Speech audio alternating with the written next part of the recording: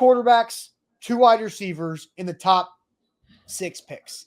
That means the Titans have 3 really good options. Yeah. Either the wide receiver 3, Odunze, who I think a lot of people think is a dude, Joe Alt, who is the best offensive lineman and potentially a decade-long solution at left tackle, if all goes right. But nobody's can truly say they're a decade-long solution. Andrew Luck was a generational quarterback for a decade, and he didn't last that long. Things happen, right? And then Sam throws in the third option of trading back. So there's a lot of comments. I think over 150 comments since we asked the question. So I will, Sam, send you to the chat.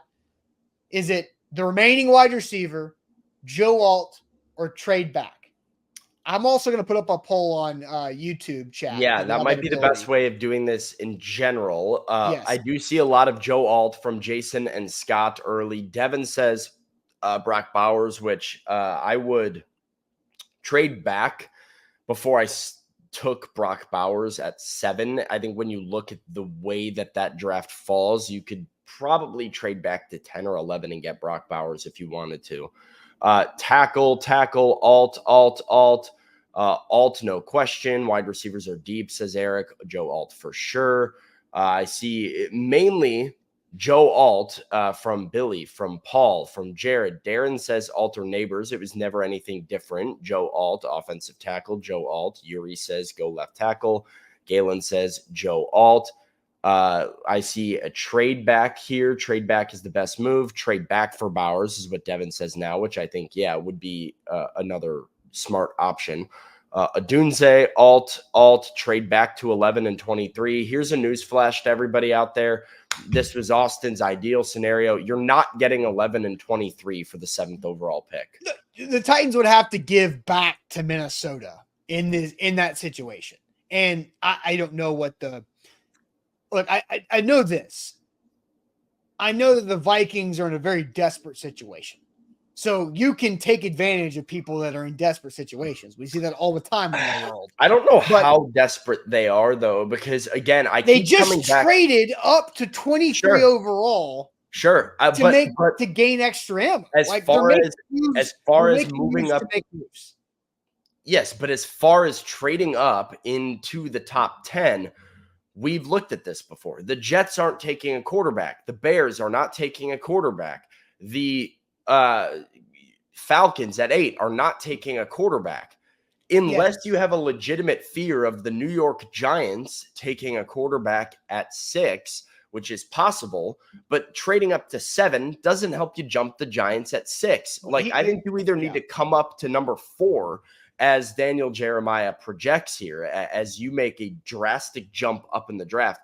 I don't think there's any real reason where it benefits the Vikings to go from 11 to 7 and give up an additional first rounder for it. Well, what it would be is the Titans would have to, and this is Rand Carthon. And if you remember when Buck reported after the Mike Vrabel firing that Buck had heard that from his sources around the league that Rand Carthon is a master politician, right? The guy knows people. The guy knows how to talk.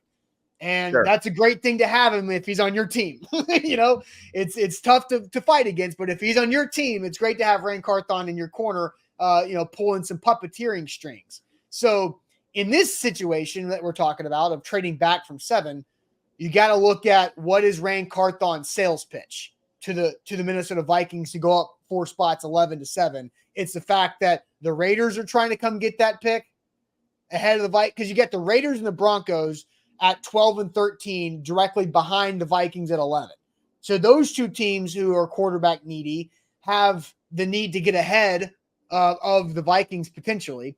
And then so you have to be able to convince the Vikings that's who's going to come get their guy before you if the Cardinals don't want to move.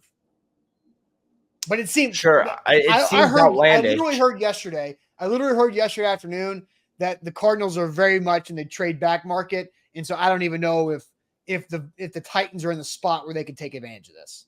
Yeah, if the Titans are trading back, it's not for JJ McCarthy. JJ McCarthy's gonna be gone.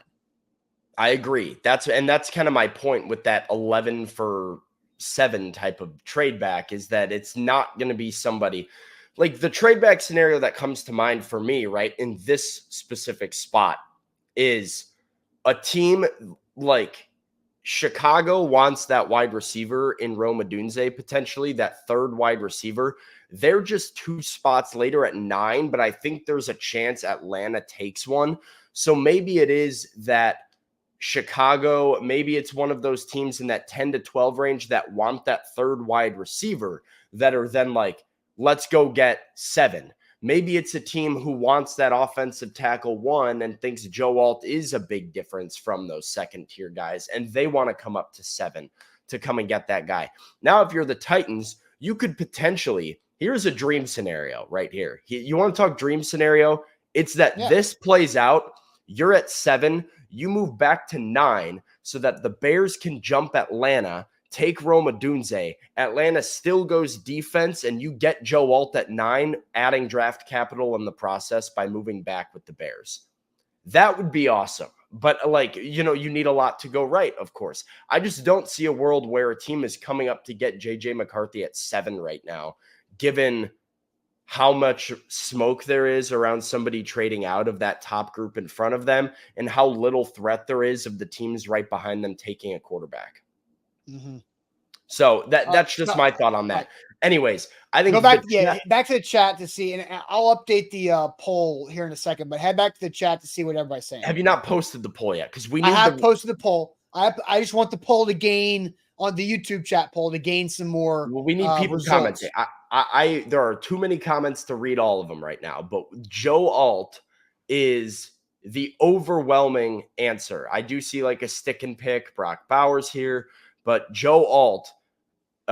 Caleb's not sold on Odunze seems to be the answer from Titans fans. So I'm interested in seeing what the ratio is on the YouTube poll. All right. So the YouTube poll, the results that we have right now, with 4 quarterbacks and 2 wide receivers drafted before the Titans, what should the Titans do at 7? We've got the remaining wide receiver, which would be Rome Odunze and Daniel Jeremiah's hypothetical at 16% for the remaining wide receiver. Joe Alt is 69% of the votes, and trade back is 15%. So almost the same amount of people are saying trade back. Oh, well, here we go. 70% for Joe Alt. It's live moving right now. We had another Joe Alt vote come in, and remaining wide receivers at 16 and trade back is at 14 with Joe Alt at 70%. So look, there's a lot of people that just say, look, take it how it comes. It's Joe Alt. It's Joe Alt. I'm good with Joe Alt at 7 if that's how the board goes. But, man, I think, and, you know, Bork says, good job, everyone, with the 69%. Well, one of you guys ruined it if you wanted to go with that. One of you guys ruined it. It's now at 70. So, Sam, I want you to answer the question first because I have an opinion on something that I have heard within the last since free agency opened of what I think the Titans will do.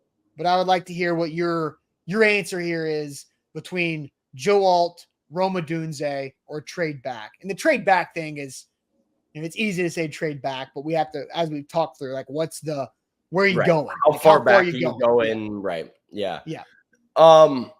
This is a really difficult question for me. This is a really hard spot because I would say swap out these wide receivers and it's easy. Swap out these wide receivers and I am running in the Malik Neighbors card to the podium without a question.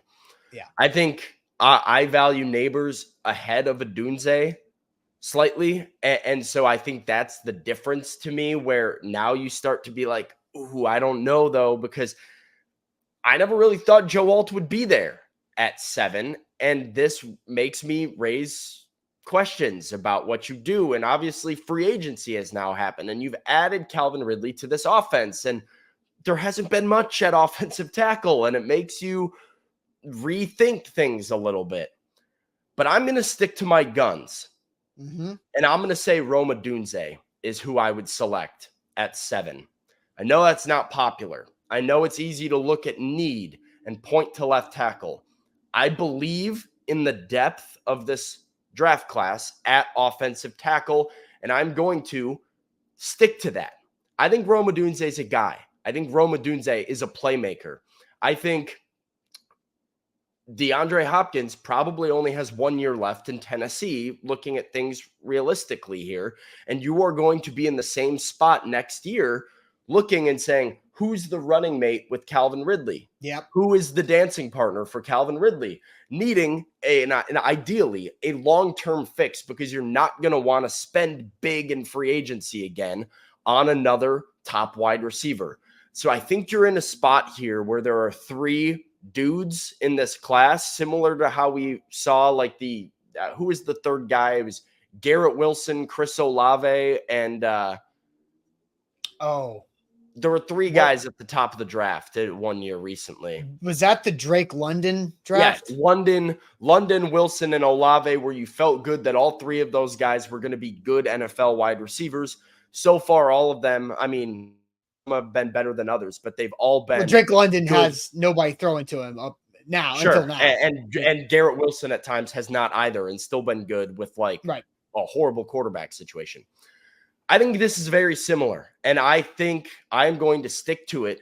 Take Rome, go in with a wide receiver core of DeAndre Hopkins, Rome Odunze, and Calvin Ridley, with a guy in Calvin Ridley who can be very versatile and line up anywhere. Get yourself a Treylon Burks as the 4, kind of playing in a specific role where he runs some deep routes and needs to work on his play strength. He has to earn every opportunity he gets from now on. NWI is your 5. That's an awesome wide receiving core. And even if D-Hop walks next year, I think you still have a dynamic duo in Odunze and Ridley for Will Levis.